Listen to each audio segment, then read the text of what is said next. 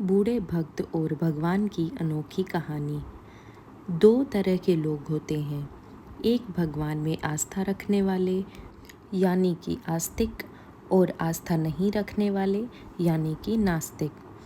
ये कहानी आस्था रखने वाले लोगों को ज़्यादा पसंद आएगी। एक आदमी जो जीवन भर राम नाम जपता रहा, अब वो बूढ़ा हो गया था। बूढ़ा ही नहीं हुआ था बल्कि इतना कमज़ोर हो चुका था कि अपनी जगह से बिना किसी सहारे के उठ भी नहीं पाता था। ऐसी स्थिति में भी उसने कभी राम नाम को अपने से अलग नहीं होने दिया था। वो पूरा दिन मन में राम नाम लेता रहता। राम नाम की वजह से उसे अपनी तकलीफ़ों को सहन करने की शक्ति मिलती। बूढ़े हो चुके इस आदमी के दो बेटे थे जो उसे नित्य क्रम करने में मदद करते।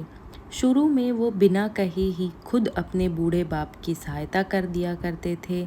फिर धीरे धीरे जब बाप खुद बुलाता तब आते, लेकिन जैसे जैसे वक्त बीतता गया तो वो 2-3 बार पुकारने के बाद भी मुश्किल से आते थे और कभी कभी रात को न भी आते। अब हालत ऐसी हो चली थी कि अक्सर बूढ़ा बिस्तर गंदा कर दिया करता और जब तक उसके बेटों से सहायता न मिलती ऐसे ही गंदे बिस्तर में पड़ा रहता। बुढ़ापा बढ़ता जा रहा था, उसकी नज़रें कमज़ोर हो चुकी थी। इतनी बदहाली में भी उस आदमी ने राम नाम का साथ नहीं छोड़ा था। एक बार बूढ़े को नित्य क्रम करना था। उसने आवाज़ लगाई और अगले ही पल किसी ने उसका हाथ बड़ी कोमलता से पकड़ा और उसे नित्य क्रम करवाकर उसके बिस्तर पर लिटा दिया। यह अब रोज़ाना होने लगा।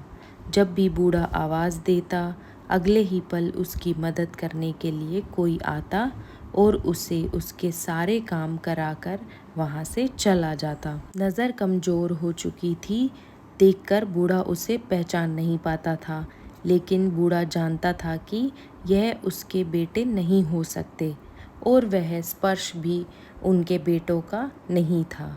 एक दिन जब बूढ़े आदमी ने अपने नित्य क्रिया करने के लिए अपने बेटों से मदद मांगी, तब अगले ही पल उसे फिर से वही मुलायम वाला स्पर्श महसूस हुआ।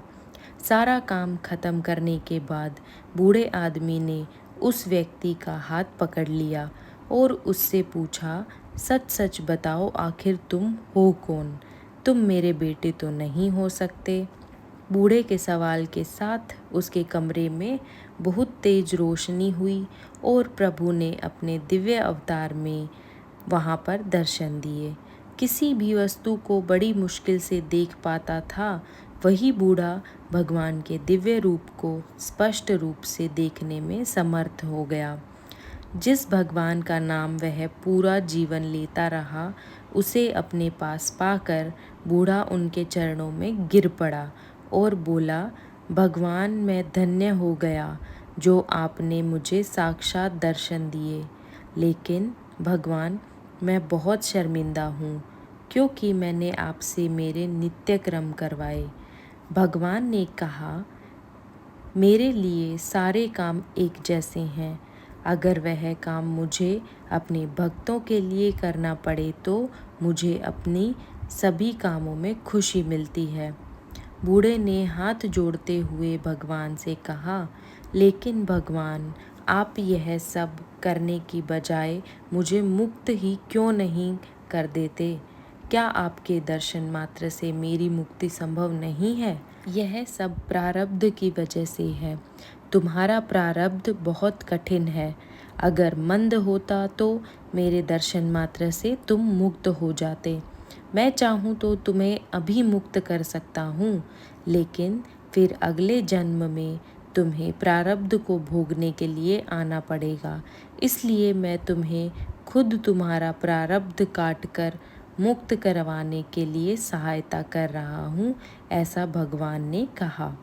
इतना बोलकर भगवान वहाँ से अंतर्ध्यान हो गए। कुछ महीने और काफ़ी तकलीफ़ भोगने के बाद आखिरकार उस बूढ़े आदमी को मुक्ति मिली। हमें उम्मीद है कि आपको हमारी आज की कहानी पसंद आई होगी। ऐसी ही कहानियाँ सुनने के लिए हमारे चैनल को ज़रूर सब्सक्राइब कीजिए। धन्यवाद।